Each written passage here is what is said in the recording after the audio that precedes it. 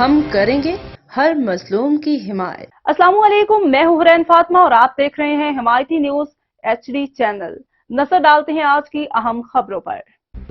شکریہ SSP ملیر مستوئی، آپ نے زبان دی، SHO شاہ لطیف کو ہٹا دیا۔ ہیوی ٹریفک سے بھتہ لینے کے چکر میں ہمیں دھمکیاں دیتا رہا۔ SSP نے نئے آنے والے SHO کو ہدایت کی ہے کہ ان گاؤں والوں کے ساتھ تعاون کرے اور ہیوی ٹریفک کو یہاں سے نہ گزرنے دیا جائے۔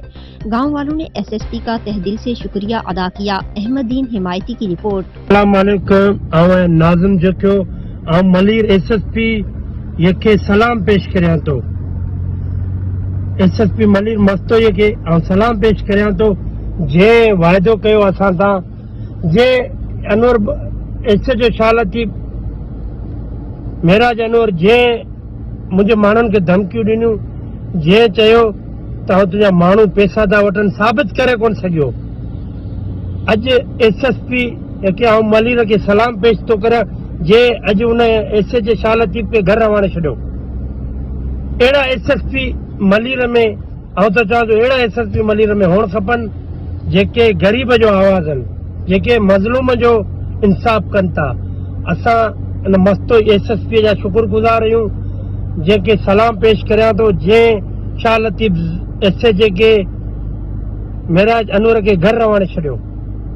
اساں اڑا SSP ملیر میں ہوجن بھلے SSP جا اساں تھوڑا تا آیوں۔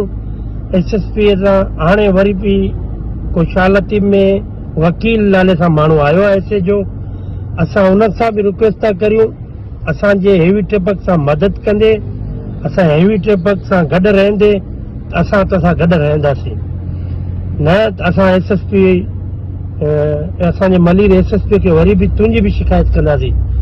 اساں ملیر جا مانو SSP ہیڑا SSP مستوئی SSP جڑا ہون کھپن جے ملیر جے غریب جو آواز ہیں، جیکو ظالم SHO ہوندو آ ان کے گھر روانے چھڈیندو آ۔ اساں سلام پیش کریوں تا اڑے SSP کے SSP جا تھوڑا اعزاز اساں جے متاں اساں SSP کے سلام پیش کریوں تا۔ ہن SHO جے کرے اساں جو ہکڑو ننڈڑو شہید بھی سی ہو جے اساں کے دھمکیوں ڈنیوں اساں جو نقصان تھیو وری بھی اج آؤں SSP ملیر کے سلام پیش تو کرایا جیکو ان معراج انور کے گھر روانے چھڈے تو ان کے خبر پوئے تو SSP اڑا ویٹھا جے ملیر جے غریب جو حق جو فیصلو کن تا۔ اڑے SSP اساں چاہیوں تا ملیر وارا تے اڑا SSP ملیر میں ہون کھپن۔ ان SSP کے سلام پیش تو کریا، ہن اچی ریتی بھی بند کرائی، ب نمبر کم بھی بند کرایو۔ اساں ملیر جا مانو اڑے SSP اساں گڈ رہنداسیں جیکو عوام اساں گڈ رہے تو۔ سلام پیش تو کریا SSP ملیر کے۔